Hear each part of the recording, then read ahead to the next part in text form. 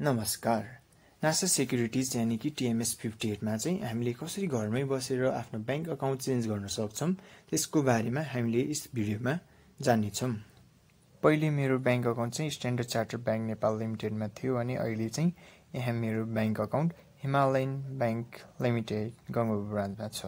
यसको लागि मैले सिम्पली के गरेँ भन्दाखेरि इमेलमा गएर चाहिँ info@nasasecurities.com.nb मा मेल गरेँ।